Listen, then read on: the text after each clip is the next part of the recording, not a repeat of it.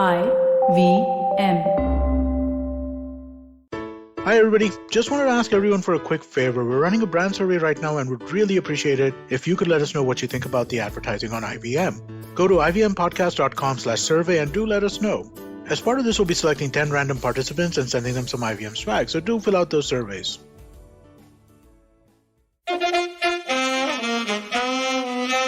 कृपया ध्यान दीजिए, the language used on the podcast may not be fit for consumption. We warn you, tread carefully.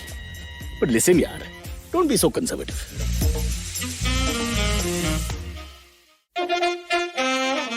Hello, Cyrus says session start again post Diwali. We had Cock and Bull yesterday. Of course, if you're listening to this years later, all this makes no sense. Actually, the whole show will make little sense, except when our wonderful author is presenting his case for an iconic brand, which I'm coming to in a few seconds. But the first rant that I want to do today is on the defamation case that Nawab Malik, who is undergoing right now. He's the controversial man of the hour. Every 2 days we have another controversial man. Right now he and the people accusing him of defamation from the BJP, well, they're the people in the spotlight. But I'm thinking, what about reverse defamation? Everyone talks about defamation, spoiling the reputation, calling me names, saying I'm this, that, and the other. But there's also reverse defamation. I want to talk about that for a second because that hits people like me much more. And by that I mean, when people come and ask you things like, "Hey, you're the guy for the job, man. Please, can you help me? Hey, can you help me get a job in this company? You're the only person who can talk to so and so." That's reverse defamation. They put pressure on you by saying that you are the person who's perfect for something, and they just give you that status unnecessarily. So in one defamation, they remove the status and bring you down. Here they elevate you. That's reverse defamation. I hate that. Puts too much pressure and should be stopped. So I just want people out there to think about this for some time. Defamation is one thing, but there's also reverse defamation, which is killing us. The analogy for that, because we're talking about bikes today, is people who drive really slowly. I hate those people. So you drive really fast, that's pretty bad. But driving slowly causes more accidents than driving fast. They just sit there in the middle going nowhere like people in a coma on a vehicle, especially on a bike. So we've got these horrible bikers who I'll talk about it as well. And then we've got these reverse bikers who just stay there at 6 a.m. and it's like they hardly, joggers are passing them by. So it's embarrassing.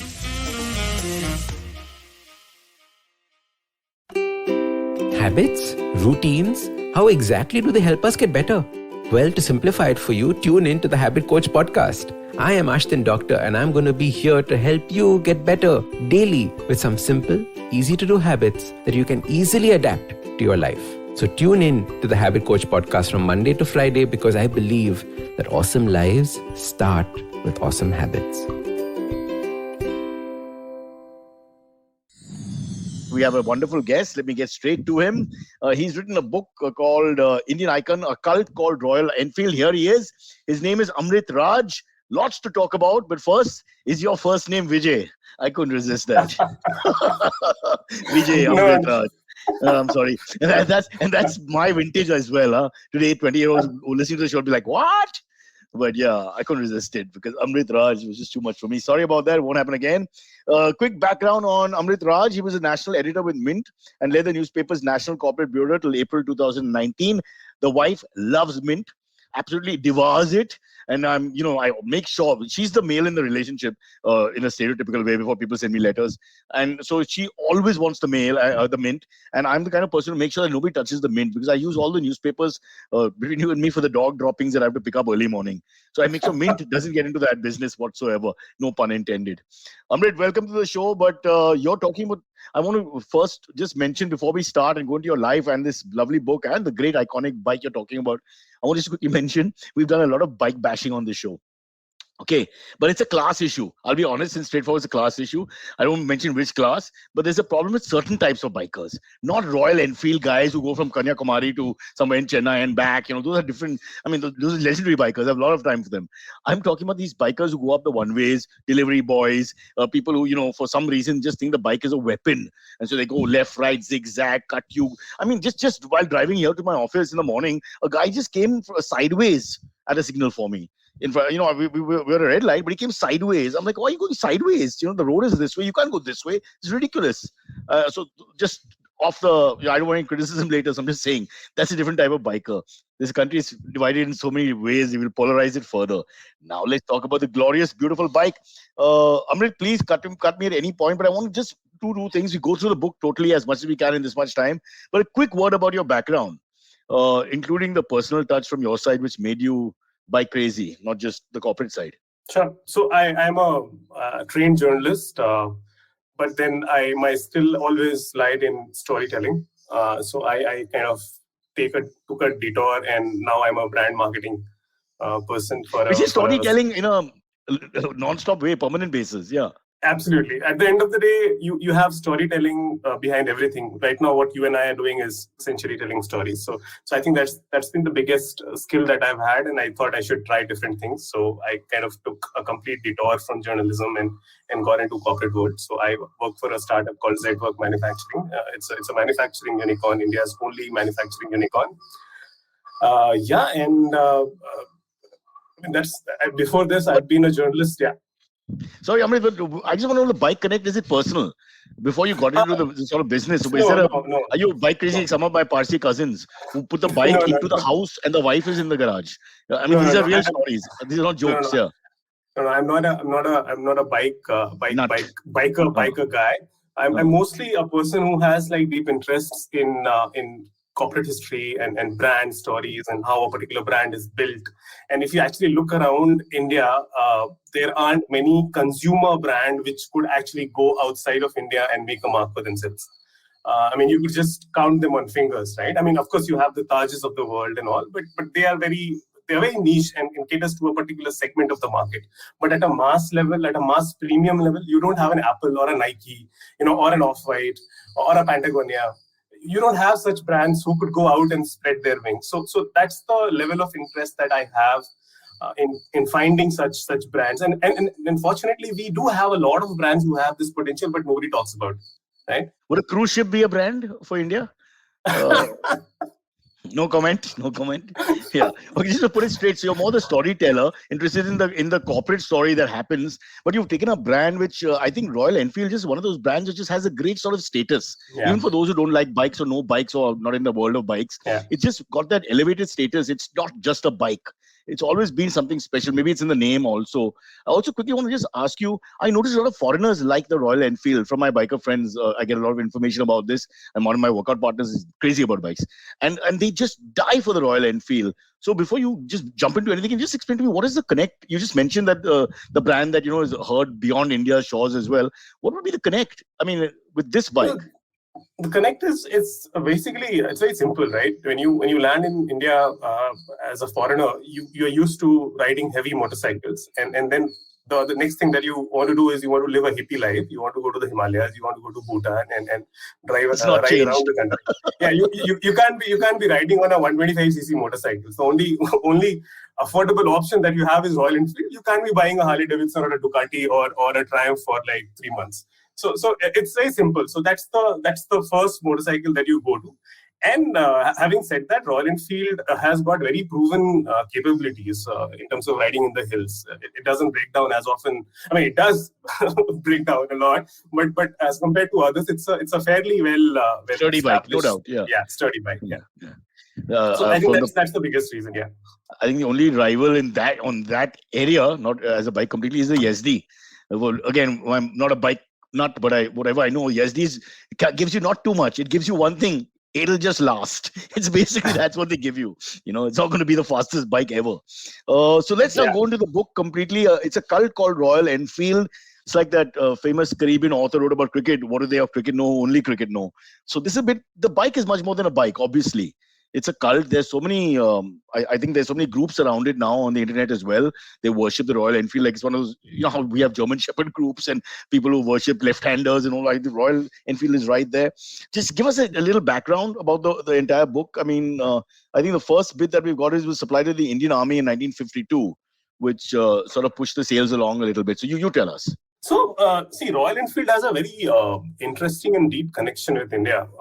When I was doing research for my book, I found the earliest traces of Royal Enfield in India went back to 1905, which is when F.B. Stewart, who used to be the cinematographer for Lord Curzon, and he'd filmed like Delhi Darbar and Indian Dhobi and all, he used to be the official importer of British motorcycles like Triumph to India.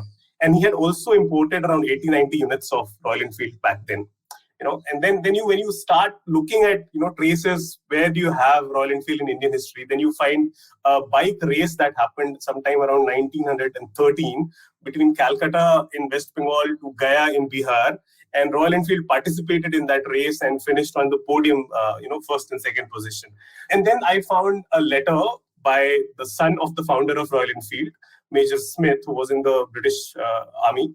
He's written a paragraph which right now sounds very prophetic, but at that point in time, he said that right now Royal Enfield is not meant for India, but the time is not away when the bikes would be flying across Jammu and Kashmir to Kanyakumari and Calcutta to Bombay. And if you look back 80, 90 years and now, you see how eerie the statement could be. Right now, Royal Enfield is at its peak. It's a much loved brand across strata of society. So those are the kind of stories, then you have... No, I just want to quickly, before you go on to the next one. So they had this race from Calcutta to Bodh Gaya in Bihar. Yeah. And what were the roads like? 1913. So I think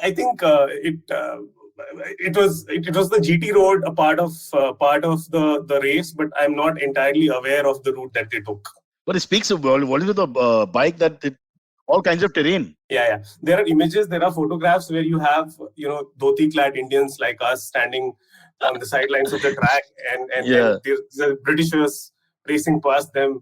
So you have this nostalgia somewhere in We're cheering them. Like we'll be cheering England in the T20 World Cup since we're out. History repeats itself. Yeah. Wow. We're just looking at them as amazing products that are just for the first time. Yes. The nostalgia is that. See, what I'm coming to is that this brand has so many stories hidden buried with its history, with its heritage, legacy, that every time you scratch it, there is some very interesting story that comes up, whether in the British era or post-independence, when India was looking to industrialize or trying to find a motorcycle to patrol its borders in the West. Or when you're going through liberalization, every time you have these stories, and that has been the beauty of this brand. I mean, it has changed gloves several times, but it has always managed to preserve those stories, and that remains its biggest strength so far. It's not the product, it's not a chassis versus chassis or a CC versus CC story. It's not a mileage versus mileage story. It's just the story of people who've been associated and have served the brand over the years for so long. But I was just thinking, isn't it? It's a product which is a British product which becomes an Indian product. Cricket is immediately coming to mind as something that we sort of usurped from them, and now we are the gods of cricket in terms of administration, at least, even if we don't win the World Cup this time. But we're looking back, how does it happen that a completely Western phenomenon, you just mentioned dhoti-clad Indians going, "Ye kya hai?" and clapping or whatever while the bikes are going past. How did that, it's tough to answer, I suppose, in 2 minutes, but how did that transfer happen from their culture to our culture where it's now our bike? And they come to ride it. Literally like that. Very interesting question, because Royal Enfield actually grew very popular in the post-war years in the UK. When the rock music is at its peak, England has won a football World Cup. This rockers and bobbers culture is growing, and you have this concept of cafe racer when you are riding a Royal Enfield from one cafe to another in a certain time frame. So from there, coming to India, which was like a really underdeveloped and poor country of that time, serving the needs of Indian Army, there are two different lines which are running parallelly. Unfortunately, the British journey came to an end in 1970 when their factory caught fire and it couldn't be revived. But in India, somehow the brand chugged along. And if you track the history, it tells you the story of Indian demography over the years. Right? It started from Indian Army, then these Thekadars and Rangdars and socially powerful people of our hinterland started to ride Enfield. Then it went to like the milkmaids and the cops and these guys. So with every decade, Enfield redefines the socio-demography of India. So that's the beauty of this brand. So it's almost like it evolved without evolving. The bike remains constant. And yet it survives, it reinvents itself without changing physically that much. Yeah. Because that's also the appeal. At least I thought initially it was all about, it was a strong looking stallion like bike. The muscularity of the bike initially was the appeal as well. Hence the army and other, the macho image that goes with bikes. This is that. But it's more than that. It's much more than that, because it had another revival, as you said, post the 70s, once the factory burned down and became more like an Indian brand. Yeah. So when the factory in the UK got burned down and India used to import a lot of critical parts from there, at that point in time in India, they had a joint venture with Madras Motor Company, which was a Chennai-based business family. They are now pretty much gone. They kind of Madras Motors, that is, right? Yes, it used to be owned by a family called Vishwanathan family. They are now into education. They have nothing to do with automotive anymore. So they kind of diversified into several, unrelated territories like Enfield generators or Enfield electronics, even organic farming. And that See kind what of the killed the... DC mind does with a product, bro. Learn from it, yaar. Those silly Englishmen stuck with a bike till the factory burned down, literally. In 2 years, Madras Motors has made it into every appliance you want. So that kind of took a massive toll on the business and the brand. Focus shifted to some other parts. Bikes started to kind of take a toll. They tried the bit, but then the financial liabilities were increasing significantly to an extent that they were about to be getting bankrupt in the late 80s, and which is when the current Lal family comes into the picture. Siddharth Lal's father, Vikram Lal, and he used to be on the board of Madras Motor, while the lenders were going to everybody, like the Srinivasan family, the Murugappa family. Every damn business family in Chennai was approached to buy out this brand. Everybody said, no, it's a shut case. But then Vikram, who was, of course, a Delhiite, was sitting on the board of Madras Motors. He decided to pick up 26% stake for 2.5 crore back in 1990, which now stands for around 10,000 odd crores. So in terms of company's valuation. Next, we have the Vikram's book. After the Royal Enfield journey, we'll get his book. Yeah. So that's the kind of vision, that he had, and belief, and then that was and belief that this brand would succeed. The only thing that he was interested in the company was Bullet 350, right? It had this aura, and everybody has a story, right? My uncle used to have a Bullet. I'm sure somebody in your family would have also owned a Bullet at some point in time. And Vikram himself had a red Bullet Machismo. So he had this thing about the bike that, okay, let's keep the business aside for some time, but the bike itself deserves another life.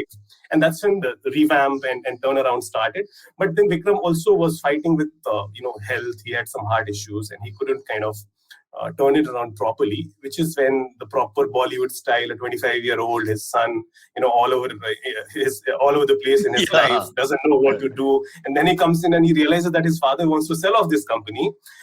And that's the only thing that he loves in his life. And he says, okay, give me a year's time and I'll turn it around. It might sound very Bollywoodish, but he did turn it around in a year's time. He was written 12 checks of 1 crore each as an operational expense, and he was told that 13 check won't come. If you don't turn it around in 12 months, the business will be shut. In 13 months, the company had broken even. So that's a different cut to cut. Wow. Very different personality. He's an enigma. Again, hippie at life. He's not a proper CEO. He matches the bike. Yeah. He lifts the bike. Yeah. He lives the bike. He's the same guy who, in the book you mentioned that Siddhartha Lal came to the wedding, the Bharat. He did have a horse. He came on the. This is a true story. Yes, it's a true story. He came on a Bullet Machismo to his wedding, which was basically it wasn't his idea, his friend's idea. But yeah, how the Punjabi weddings are, Delhi weddings. I think it's a fabulous ad for the bike. Yeah, absolutely. Yeah. So at every stage, you'll find that the person has lived the brand. Even today, if you just look at him, the way he dresses up, he's not a typical CEO. He's not one of those suited, booted guys. I'm sure you must have met him several occasions, and you look at him and his hair is all over the place. He would wear a leather jacket, sometimes in chappal. I remember I met him in Chennai at the Radiyar store, and he was taking off his t-shirt to change t-shirt in front of everyone. So it's like a proper biking life that he lives, and that is also reflected in the brand. You can say that, but it could also be well thought out. Extremely well thought out image building for me, because it sort of matches the coolness of being on a Bullet or a Royal Enfield, the big one, the 500, and the fact that long hair is part of that whole biker culture because they love that whole image. So maybe it's that, or maybe he's just a cool guy. Who knows? But a couple of other points you want to get into. One is Kapil Dev played a prominent role. Yeah, you want to tell us about that story? So, Kapil Dev was one of the early proponents of Bullet motorcycles in India. So, when we won our first World Cup in 1983, and suddenly cricket boomed, got far more acceptance than ever before. He was kind of, called, and he was honored with a Bullet 350 in Tiruvuttur factory in Chennai by the then family S. Vishwanathan. And that kind of worked wonders for the brand. The brand was fairly acceptable at certain levels, but it hadn't gone into the daily lives of people. So that helped the brand, and Kapil Dev really embodied the kind of personality that Royal Enfield was at that point in time. Like the this tough guy character, yes. Coming out of Haryana, bowling at perhaps 150 k's per hour and taking wickets and winning India World Cup. So that kind of told you the story of this tough man, and which was also what Royal Enfield was at that point in time. But just going back a little bit, is it more popular in the north than it is in the south in terms of sales? So South is extremely popular. Like Kerala is, needs to be given credit for all the bike rides and all the rallies that you see. Those guys are Malayali friends. Royal Enfield owes some shares to them.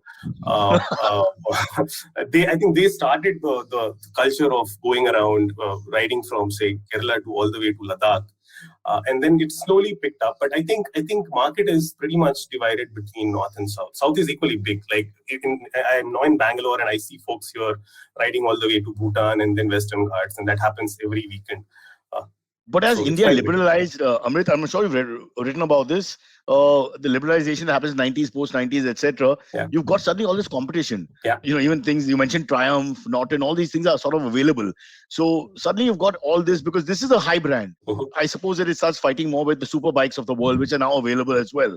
I know Ducati and all are very expensive, but is that a problem? Does that eat into the Royal Enfield market image, all that? Not actually, for two reasons. Of course, the most expensive Royal Enfield would be half the price of the least expensive Harley Davidson. So that's a very clear differentiation there.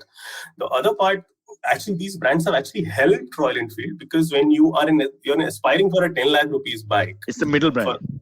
Correct. So, a lot of people won't be able to afford a 10 lakh rupees bike, so they'll settle down for a 4 lakh or a 5 lakh motorcycle, which is what Royal Enfield is getting benefited out of. So it has actually helped the brand instead of, making its life difficult. And it stays in its own area, right? Is this fair to say? It's separate from the 100 cc's that we grew up in the 90s on, which, went all over the place. And these super bikes which have come in now in the last 5-10 years, more available. Yeah. Royal Enfield, the Bullets and all are like a separate family, which has not really got any direct competition. Is that fair to say? So they very cleverly identified very early on in their life that they want to operate between 350cc to 650cc. Okay. If you look at the big monstrous bikes, they actually start from 650cc onwards. And the lower end bikes are like 100cc, 150cc, 200cc. Now, those 800,000cc bikes, you can't be taking out on the roads on a daily basis. And you can't be having fun with 125cc bikes. So I think they've identified their area very well, and they have dominated it. So they are the largest motorcycle company in the world in that particular segment, which is now evolving like anything. Because even in the West, people want to use motorcycles for their daily usage instead of going out on weekends.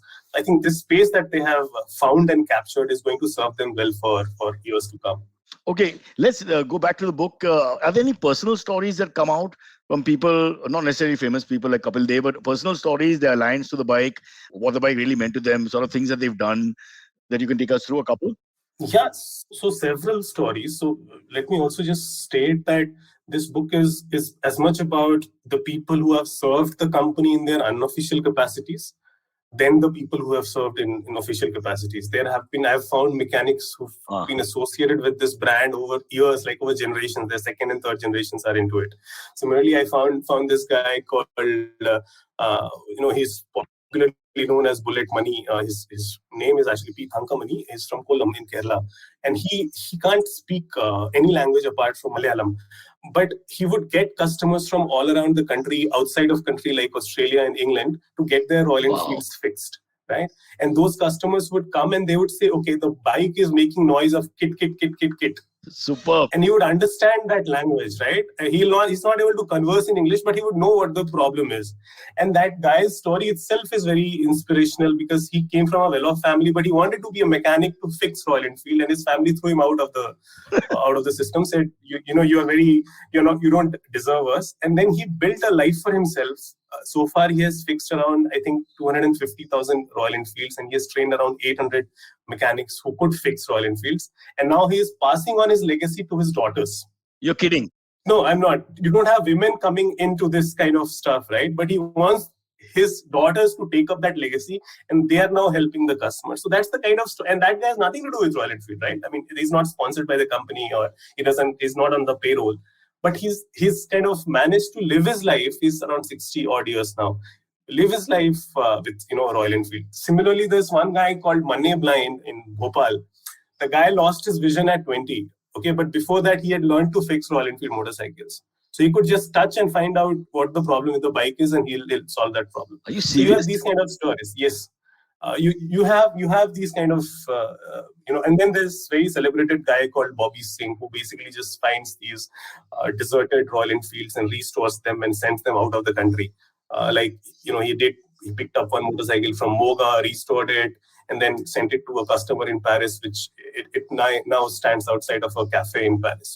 So that kind of stories, you have such brand ambassadors for this brand. I haven't found that kind of love and affection for any other brand. That's actually the reason for Royal Enfield's success. That's its biggest strength. But does Amrit Raj ride a bike? And does he ride a Royal Enfield? How does it strike you? No, I'm a fashion rider, Cyrus. I've done one trip to Ladakh, and then after that I realized it is not my cup of tea. I don't know what the appeal is, riding cross country. I have friends who do that. They plan all year for that, but I just don't get the appeal. I understand that to ride a bike fast. I can understand, a little bit of terrain and all that challenges, but to spend weeks, and then you're looking for food in hotels and all, I just don't get it. Why do they want to suffer? And these are rich people. Yeah, I think, I don't know much about biking, but what I could find by talking to people is it gives you time to yourself, time to ask yourself questions, time away from the daily rigmarole of the government gave you 2 years of lockdown to ask questions. Now you want to go for 6 months alone somewhere. Yeah. No, you're right. It's therapeutic, obviously, and it's very, it's far more. It's also on a spiritual level, which people like me don't appreciate yet because we haven't done it. Yeah. But I'm sure those who do it, you can't talk them out of it. So that's that. Yeah. Yeah. But these are fabulous stories that you mentioned. Going back to the first guy, whose pet name is also Bullet. So the daughters now, the same customers will be going to him. You think there's a whole legacy? The Australian guy's son who's sending, his, because how these bikes also have their own. It seems to be a Royal Enfield story that it goes past the generation to the next one.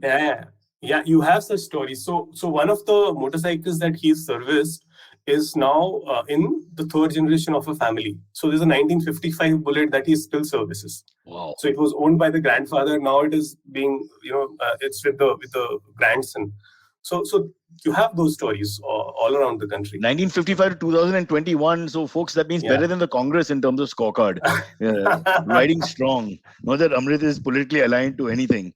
Okay, before we go into a break and call in Silvery, what is the future for the Enfield now? I think it survived all this. It's at a comeback.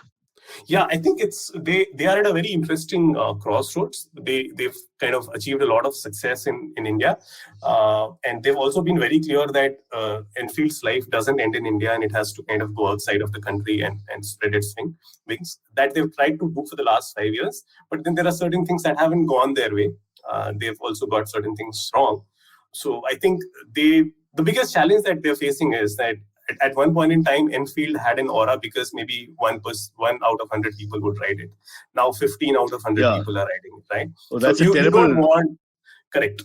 Now that's a very interesting challenge as far as a brand is concerned. And there have been stories where brands have gone through it and still have come out successfully.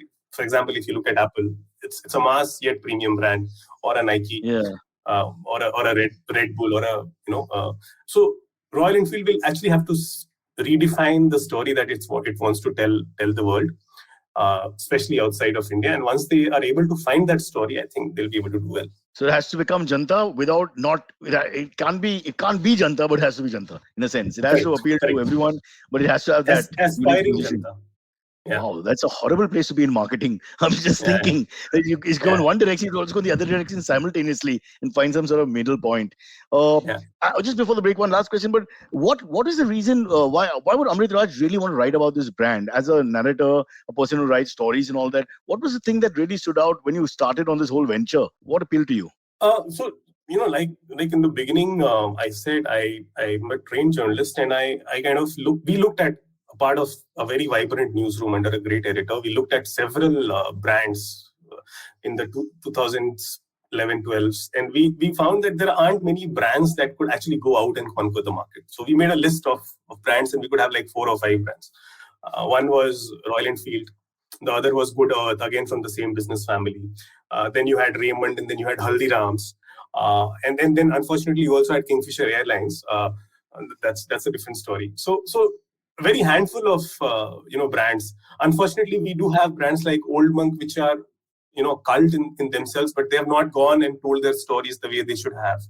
So that was one of the reasons. Also passed down by generations.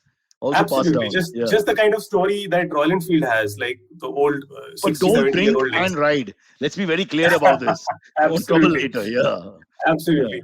Yeah. So the idea has always been to identify such stories and tell that story to the world. So that has been the primary reason for writing this book. So will you go into the other brands now? They sound quite interesting. I would love an Old Monk story. I mean, it's got its own. It's totally different from a bike. Sort of, bike has more cult. I get that, but Old Monk, growing up in the late 80s, early 90s, it was huge for a while. I would think. Yeah, still is. So everybody, in our friend circle, they've started drinking through Old Monk, right? At some point in life, whether in college or in school. So, and then we lost our virginity to Old Monk. Is that the right thing to say? For many of us, I guess. Yeah. Not an Old Monk, just to Old Monk. Let me just specify, don't trouble. Yeah. So there are several brands like that, which in India, which could have a great story. Like just imagine a book around Maggie. I think that brand is amazing, right? It's and they survived that horrible period where it was turmoil or whatever you want to call it. My kids love it. I don't know. I personally don't care so much for it, but people just love it. It's ridiculous. Yeah. All right, Amrit, we have to take a break. We'll otherwise run out of time. Silvery has to come in. He's a biker from hell. Hello, everybody. It's been another great week on the IVM Podcast Network. On Naan Curry, we broadcast our 50th episode. Sadaf and Archit invite one of the best food researchers in the country, Vikram Doctor. They discuss Indian street food, small-town delicacies, and the history of our most common food habits. On Smarter with Sid, Siddharth explores how data can be woven into a story through artificial intelligence. On Tere Mere Raste, Keshav takes us to Dehradun, a city whose foundations were laid by a Sikh guru, and tells us how his famous basmati rice was introduced to it by an Afghan king living there in exile. On Cyrus Says, Cyrus is joined by former Indian cricketers and hosts of the Khel Niti podcast, Sabah Kareem and Nikhil Chopra, to talk about tons and tons of cricket. Tune in for a very fun episode. And don't miss the festive season special on the Habit Coach podcast, where Ashton Doctor talks about how our eating habits change during festivals. Do follow us on social media. We're IVM Podcast on Twitter, Facebook, Instagram, and LinkedIn. And remember, if you're enjoying this show or any of our other shows for that matter, please do tell a friend. And finally, we'd like to thank our sponsors on the network this week: Cred, Bank of Baroda, Quarter, CoinSwitch, Kuber, Slate Coffee, Intel, Kotak Mahindra Bank, and Oxfam India. Thank you so much for making this possible. Follow me at Instagram and Twitter on Bored Brocha. I'm so bored, I need your help. I need your love. I need your touch. Okay, just follow me. Let's bring him in. Antariksh is also known as Silvery when he sits on his bike. And there'll be lots of AMAs because this is now a cult family sort of show in terms of people who are into Royal Enfield. I'm hoping they come in and ask you questions. My beautiful wife has dropped in for some reason. And now she's talking to me. This is why you want to go on that bike and get your sukoon. What do you say? Some alone time. She's staring me down. What your podcast is, Amrit? Are you married? You know the pain of this? Don't write a book about marriage. Stick to Maggie. Maggie is good. Silvery, let's go. Do you ride? Sorry, I don't know you don't at all. I have a license that allows me to ride, but literally the last time I rode a bike was to get the driving license. To be able to drive. That's the last time. So that was like so you can, at the age of 18. You can ride a bike and you don't have my story about hitting a nun at Sophia when you were learning how to ride a bike. Yeah. And then I was told that it was a bad omen and I shouldn't ride it. I don't know, Sophia College has got a roundabout which goes like an incline decline. Yeah. So when the worst thing is incline decline when you're learning to ride a bike because you can't control the brakes properly. That's like the worst thing. Cut a long story short, we both landed up and the bike. It was a Hero Honda. May I mention the brand? One of the lightest bikes and nothing really happened. Yeah. But anyway, Silvery, would you like a conversation on Maggie? I was thinking he's humanizing brands is a great idea. People don't think about it that way. It's both nostalgic, it's interesting, and it's quite inventive and innovative when you see what they've done. So Royal Enfield makes a lot of sense. But then when you think about things like Maggie, which across India the stories must be so different, but it's so appealing. And then Old Monk. Are you an Old Monk Old drinker? Monk. I used to be. That's how I started drinking, because that's like very affordable for a student, right? So I think most students start around with Old Monk. Not so much the girls, but definitely the guys. And we initially only drank guys. It became the commonality drinking force and all that. It was huge. Old Monk. I want to show respect here. Like also like always at home, there is always a bottle of Old Monk there, at least. Like if on like a rainy day, people don't feel like drinking anything else, and Old Monk feeling, Your dad must be saying, in case of recession, yahan pe hai. Yeah, Old Monk. Okay, all right. Stop doing that. Our life is empty. So, I want to ask something. Like, where does so Royal Enfield's design is very iconic. Like, you can immediately tell a Royal Enfield is a Royal Enfield. Where do they start their design cues from? Like, did they have like other contemporary brands of the time where they took their design cues from? So the modern Royal Enfield has been very clear from day one that they want to preserve that British legacy and culture and design, and that's one of the reasons for their success, because it looks very different. It's very classic. It kind of embodies the heritage that it has. So I think they've managed to retain that from the 50s and 60s, and I don't think they're going to change. They're not going to go the Ducati way or a Honda way. I don't see them going that way. Silvery, there's a question. I think the AMAs are the 200 of them. Some Enfield sold abroad are better quality than the ones sold here. Eking Masters puppets. Is that a fair, criticism or point? Not really. So earlier they used to be built in India and exported to other countries, but now they have they've got a world-class tech center in the UK. And a great R&D team in Chennai. So both of them come together and they work on the motorcycles, especially the ones that have come after 2018, the Twins and the Meteor and the new Classic that has come out. They're all the same for all kinds of customers. Maybe Bobby Singh, is it? Or Bullet Money? These two guys may have Twinkle or Tinkle or whatever it's called and sent it abroad and given it an extra sheen with their love. Oh, amazing story. Silvery, were you paying attention? What a story. The guy doesn't speak anything outside Malayalam, and he was able to engage. And these are there's very specific points you want to talk about in a bike, I'm presuming. And you can't just point like at toothpaste in a shop and say, I want that if you're in Japan and don't speak the language. So it's amazing that he has a cult following of his own abroad with no meeting ground in communication. Wow, it just sounds. I wish I'd done a video of that. I mean, that would have broken the universe, I think. The Australian guy going, God, that's great. What a story. Okay, let's pick up the AMAs then, since we already started. Let's get to the AMAs. This one, so a very similar question has been asked by Parajat Mishra and Sridhar Bhupati. The question is, Amrit, can we expect an electric version of the Enfield in future? And how do you think the brand will cope with this challenge? I think electric is the way forward for any company right now. But for a company like Royal Enfield, I don't think that is going to be the priority, because they're more of a lifestyle brand. But they would want to be in that space. So I won't be surprised if you see an electric version of a Himalayan. How are you going to go from Kanyakumari to Kashmir with you carrying a charge? I mean, how are you going to charge it? I mean, where are you going to charge? Come on, that's precisely my point, Cyrus. I don't think electric is one of the target audience for Enfield. But in order to survive and be in the game, you need to have that technology under your stable. Desi Mind is always kitna milega is your famous ad. That's always going to be part of it. I know that's not your target audience, but there are going to be guys like, well, I'm that kind of guy. इसमें तो मिल जाएगा, but पहुंचेगी या नहीं वो पता नहीं होगा. वो तो अलग बात है. For that you have to refer to the next episode. So, Amrit, how have the targeted consumers changed over the years for Royal Enfield? Is it very similar to are they still targeting the same kind of demographic? No, actually, that itself is a very good story, because until the end of 90s, they were again your old Tekadars and Rangdars and cops and army guys. They were the typical customers. But when Siddharth took over, he repositioned the brand to make it very cool. He said that it's not a motorcycle, it's an idea. One day everybody dreams of riding to the Himalayas or, going out with your girlfriend to say Bombay to Goa and stuff like that. He played with that idea and he made that idea as the center of all the branding and marketing activities. So there's so many activities that happened that slowly brands' target audience moved from that Thekidar and Policewala and the Dudwala to like these college-going kids or office-going guys who are just riding the motorcycle thinking, okay, one day मैं जाऊंगा Ladakh. Aaj nahi, but 6 months, 1 year down the line. So that is the reason why they are buying the motorcycle. So clearly the target segment and customer profile has changed significantly. And I don't think many brands have gone through that, right? It doesn't happen so easily.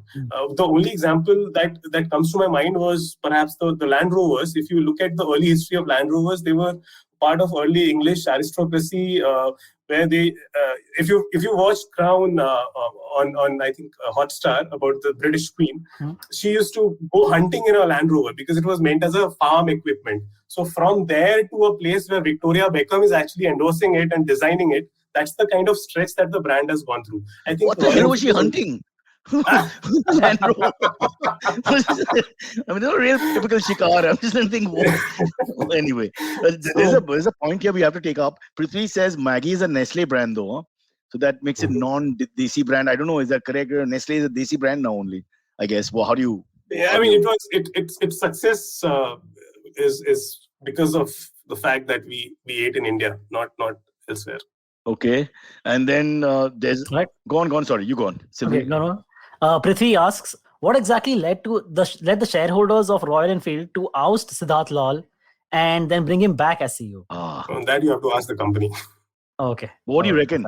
Did the sales dip? Did things go? I mean, I think business performance in the recent years has kind of gone down significantly in terms of revenue. Of course, because of COVID, it's not anybody's fault. So that would, of course, put in a lot of questions to the management, and that is exactly what happened. And that's very, very normal. It's not something extraordinary. If you track the corporate history, there have been cases in Indian business history where CEOs have been asked questions. Flamboyance sometimes can go against you, right? I mean, not just in India, all over the world. The flamboyant businessman, the one who wears the brand. You mentioned Vijay Mallya and things like that. There are a lot of people who don't digest that well also. There's a difference. Siddharth is flamboyant, but he's not Vijay Mallya kind. He's just your guy next door, a guy wearing chappal and jeans and t-shirt. He's not.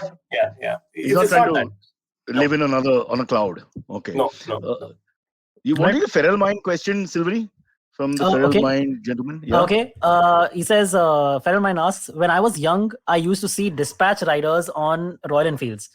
Do you have stories about Royal Enfield's relationship with the Indian Army? You have to read my book for that. Yes, and the book is called A Cult Called Royal Enfield. So it's not just about Bullet Money and Bobby Singh. Yeah. It's about all kinds of people. As you mentioned, those in working for it, working around it. So indirect and direct relationships. But the army, I suppose the beginning of the book is all about that, isn't it? The army is the base from where Royal Enfield had sort of a market. And also an image for us going back generations. Yeah. So it's, and that's still there? Yeah, at several points in its history, Royal Enfield has taken inspiration from the Indian Army, and in its recent history, it is taking inspiration from the British Army.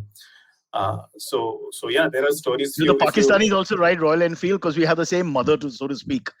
No comment? No, they don't ride Royal Enfields. They don't ride Royal Enfield. Interestingly, until a few years ago, a lot of merchandise that Royal Enfield used to sell in India used to come from Pakistan. They used to be made in Pakistan, but I think now they've stopped. Now they're coming from Bangladesh and other countries. The new Pakistan. Sorry, I take that back. All right, sorry. Next one. Yeah, next one comes in from Harvesh Kasad. He says, corporate storytelling needs to be more engaging and purposeful. How do you put the point across since you find a lot of insignificant stories as compared to newsworthy ones? So I think everybody wants to read about people, right? Nobody wants to read about a company and its balance sheet and profits and up and down. So it's the art is how do you merge the stories of people with the story of the company. So I think if that's done well, it comes out as an interesting story. Yeah, I think we had somebody on before also spoke about how when you're making a sale, you've got to first tell the human story and get the emotional connect, and then you get to the logistic part of the whole thing, what it gives quantitatively and all that. Yeah. But I don't think Royal Enfield will ever have a problem. Growing up, it's always been a really large brand. And, that's why when we talked about Old Monk and all, and people have mentioned on the chat as well, there's some of these brands are just more than brands. Yeah. They become more than brands. And why they do is why people like Amrit Raj write books. And that's Amrit Raj with a break, not Vijay or Ashok, tennis players from the past. Go on. Ignore me, please. Prithvi has a comment saying that yesterday met someone who takes Old Monk with thumbs up to cure throat issue. Well, your second book is already now, the market is demanding it. This is chapter 3 or something. Common maladies can be cured with Old Monk. Somebody even told me that you take a shot of Old Monk, mix it with brandy, and then you gargle it and then swallow it. And it I heard this. Correct. I heard this. Yeah. You have this popular drink called rum toddy, right? So that's amazing for cold and cough and bad throat. So maybe I think it works in another way. After 2 or 3, you're just feeling good about everything, and your throat just feels better temporarily. Yeah, ठीक है, सब ठीक है. Note खिंचाओ बेटा.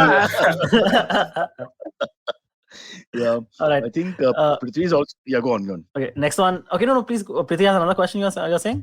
The one about the Z fight. That's quite interesting because, again, keep in mind, Amrit Raj's speciality is the corporate world in a sense. So maybe he's got a good insight into that. The investors, that one part who want to remove Puneet Goenka and the family and friends who want to keep him. You want to take that question? It's I can't find it. Okay, it's to Prithvi actually. What do you think of the Invesco versus Z fight going on at the moment? Does Invesco have a shot to kick out Puneet Goenka? It's similar to Siddharth Lal issue in some sense. When the Puneet. I haven't tried this issue deeply, but I think Puneet is a professional CEO. He's not a promoter. I don't know. I mean, it depends upon what the shareholders actually want at the end of the day. I won't be able to comment on this. Yeah, no, I'm just wondering whether you try to dismiss someone from an apex structure because of performance alone, which is one thing, or balance sheet, etc., or promissory things which didn't happen, or because of personality issues and you can absolutely. So even in my book, there's this character that I've spoken about, Rudratej Singh. He unfortunately passed away last year. While he was doing a lot of good to the company, making it very consumer-focused company from a lifestyle company, the way his people management skills were not that good, and he a lot of people didn't get along with him internally, and that kind of disrupted the culture of Royal Enfield briefly. So there was a point when the management and the promoters thought that this is not the right way to go, and perhaps we need to get somebody far more evolved and mature to run things. So absolutely, I mean, nothing comes in the way of making a company successful. Company is always bigger than an individual. Yeah, but maybe Lalit Modi comes to mind also, where the personality, the cult of personality went against him in India. It probably would have been okay in the West because where the young brash guy seems to be the flavor of the season. Yeah. Okay, Silvery Bhai, what else? My memories. Pradeep Pillai. Yeah, Pradeep Pillai. He says, my memories of Bullet is of Malayalam movie heroes, Bollywood cops, and 26th January and 15th August parades, parade formations by daredevil riders from defense forces. Yeah, I remember waking up and there used to be entire processions of just the Royal Enfield divisions or something, if I'm not wrong.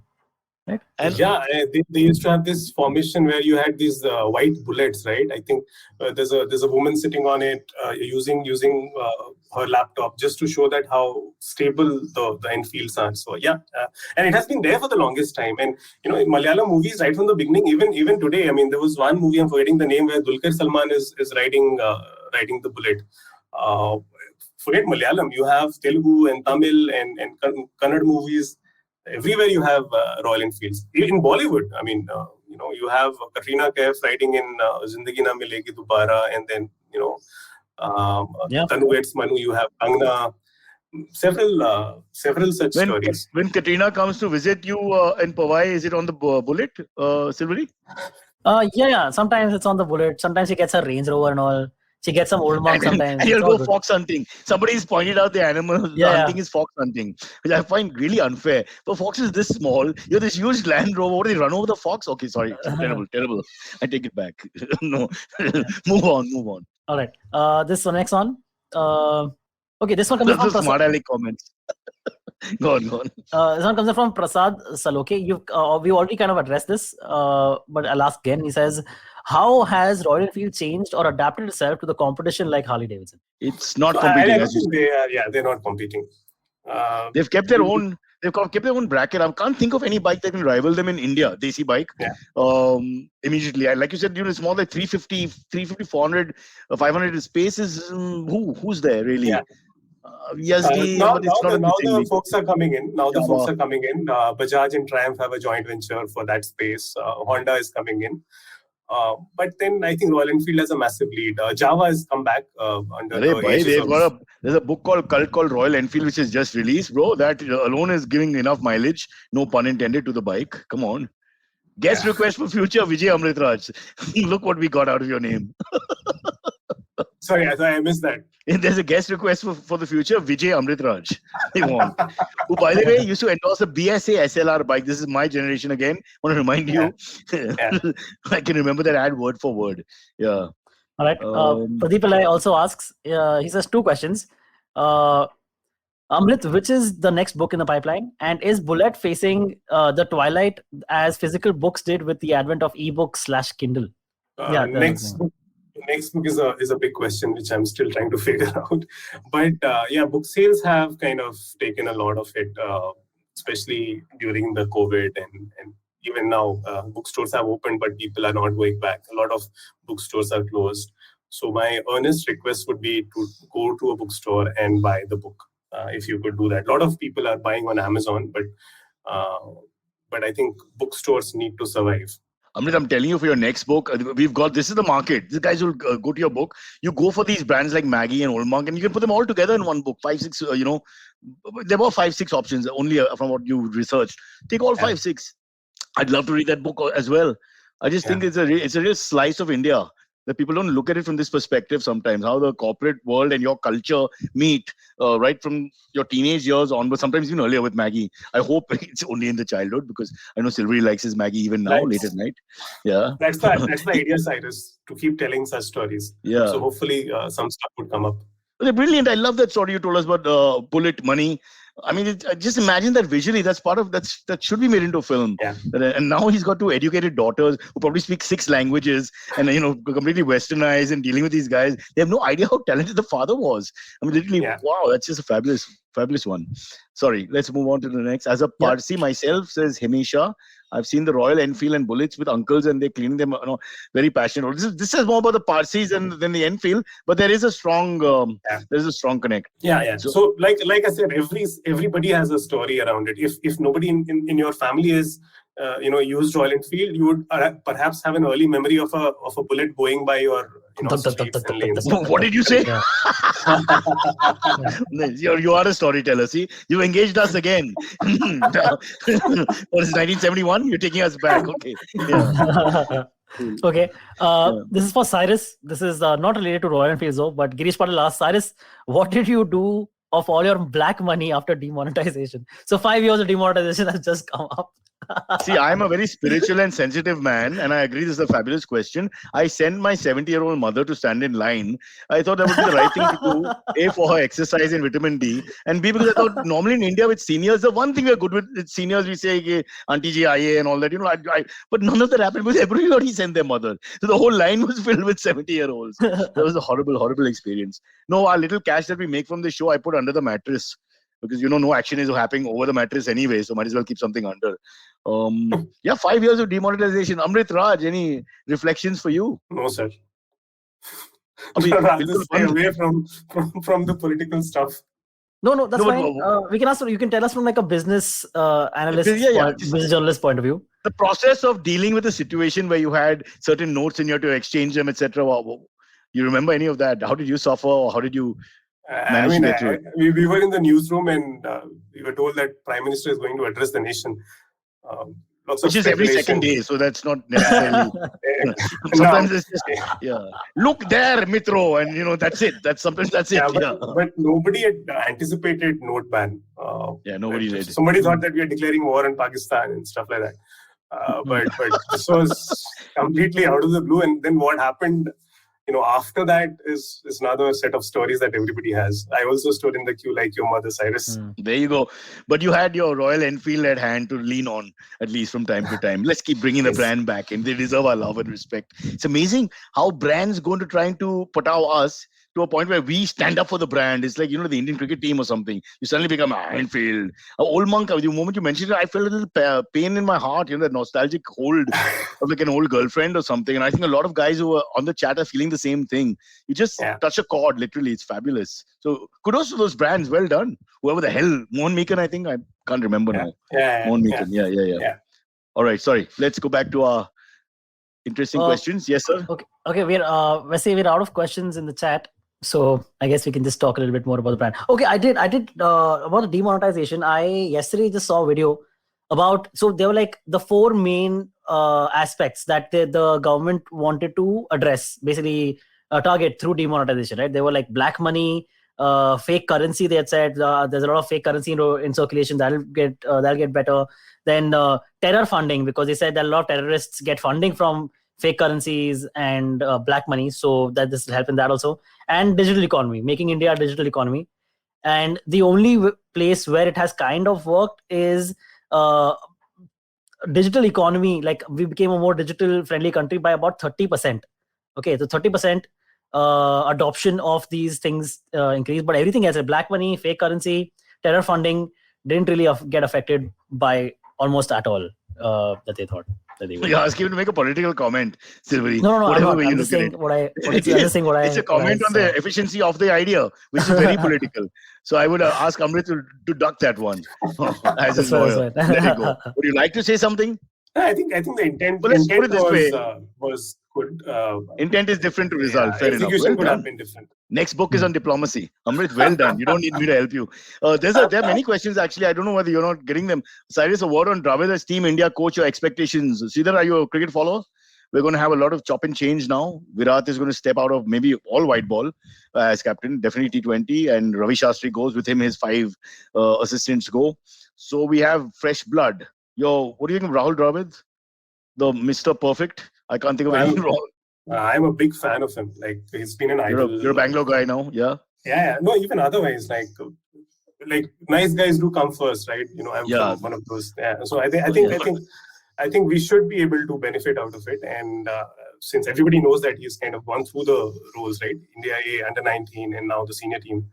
So I think really exciting times in the next couple of years. We should at least get. Yeah. No, I like the idea the age gap is not too much. Not to get into ageism and all. Ravi did a great job, for example.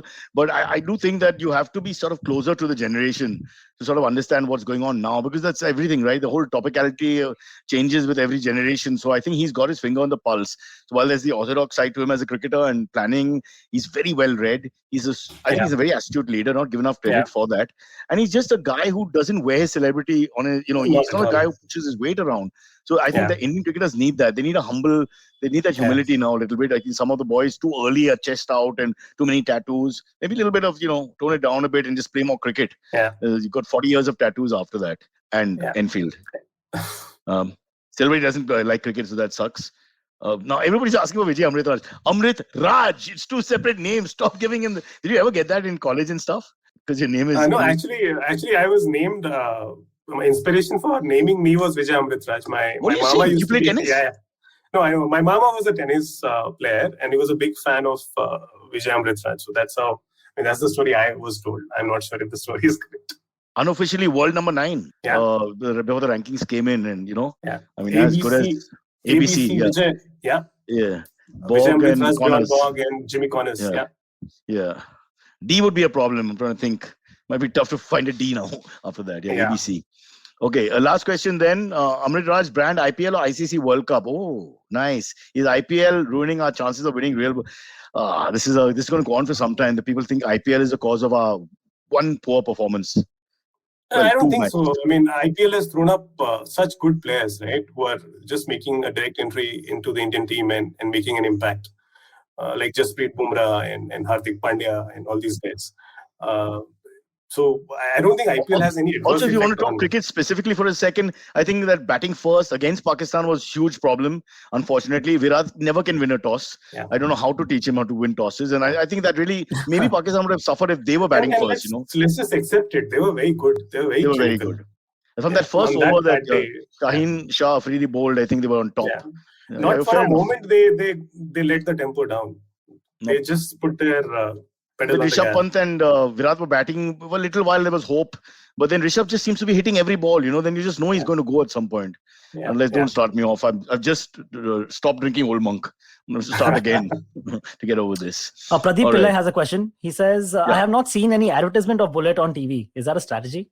Yes. Good question. Siddharth believes in investing in its riders and community, then giving a front page ad or an ad on television. So that's a conscious call by the brand. But however, in the recent past, like even in this World Cup, we have seen some creatives coming up, but that's been their stated strategy. And Silvery, we mentioned this. You don't listen to the show. They've got this niche area where they have to be both Janta and non-Janta. So what do? Yeah. Well, you can't, when you go TV commercial, that's that's like Sindhi soap opera or something. Yaar. That's wrong in a way, I would think, for them. Yeah. So they've got to stay in their niche. Yeah. Because there's something about them, the aura. As we end, one last thing, the Neville Shah, the greatest comedian in the world, says the gap between IPL and World Cup should be more. Not to toot that point anymore with you, Amrit, but was it that we were over-prepared because we were, what's the word? The momentum went. We played out the IPL and then we lost I think body fatigue would be one of the reasons, because we've just been playing England and then IPL and then the World Cup. So I think that could be one of the things. But otherwise, I don't think playing more cricket is going to hamper the prospects. It just throws up new talent, new players, and which is what will keep the game alive. Absolutely. The romance, guy, the romance of sport. Some guy, sometimes the other guy wins. Otherwise, what's the point? That's not sport, that's just bullying. We are subcontinent, I forget. Bullying is more fun. Sorry about that. All right, let's go back. 5 years of demonetization. Congratulations to everybody. If you have any cash, now is the time for you to declare it. All right? It's a cult called Royal Enfield. His name is Amrit Raj. We thank him for being on the show. I have no idea why I'm talking in third person. It's all Arnab Goswami's fault. I apologize. Amrit, we'll see you soon. Bye-bye. Have a good one. Thanks, Cyrus. Bye-bye, Antriksh. Bye-bye. Bye, everyone. Bye. Bye, guys. Okay, catch us on any of the podcasting apps, please. We beg you. We need you. Send us your questions on Twitter on Cyrus Says In. Or you can email us, even if you're not female, on whatcyrussays@gmail.com.